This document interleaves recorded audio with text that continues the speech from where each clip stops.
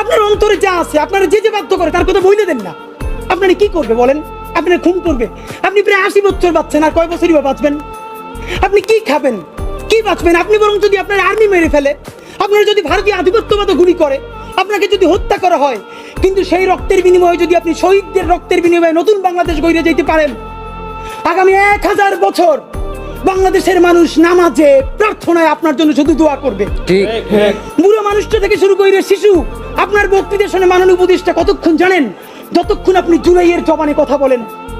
বাংলাদেশে গত 50 বছরে কোন রাষ্ট্রপ্রধানের 30 মিনিট 40 মিনিটের বক্তৃতা, রিক্সা চালক, ভ্যান চালক, সবজি বিক্রেতা, বিশ্ববিদ্যালয়ের প্রফেসর, ছাত্র জনতা আধা ঘন্টা বসে তার বক্তৃতা শুনে নজির নাই, যেটা আপনারটা হইছে। ঠিক।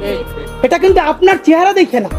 আপনি রাজনৈতিক দল করছিলেন, ফেরও করছেন, কিন্তু এইবার যে আপনার এই বাংলাদেশের পক্ষে হৃদয় নিংড়ে ভালোবাসা, আপনি যখন বক্তৃতা করেন আপনি আর্টিফিশিয়াল কিছু বলেন না, কিন্তু আপনি যখন ঘোষণাপত্র বললেন আপনার চেহারায় আর্টিফিশিয়াল ছাপ। ইদানিং আপনি স্ক্রিপ্ট দেখে দেখে বক্তৃতা করেন, এগুলো আমরা চাই না। মাননীয় প্রধান উপদেষ্টা, আপনার একটা কথা বলি, আমরা আগেও বলেছি এই সরকারের সকল উপদেষ্টার এক পা অন্য দেশে, বিপদ হইলে ভাইগে যাবে, কিন্তু আমরা দৃঢ়ভাবে বিশ্বাস করি আপনি ভাগবেন না। এর প্রমাণ, আপনি যদি ভাগতেন পৃথিবীর কোন দেশ আপনারে রাখতে চায় না বলেন?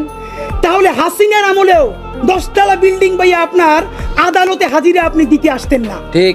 আপনি তখনই বিদেশ থাকতে পারতেন। আপনি এই দেশে থাকতে চান বলেই আপনি আসছেন, আমরা বিশ্বাস করতে চাই।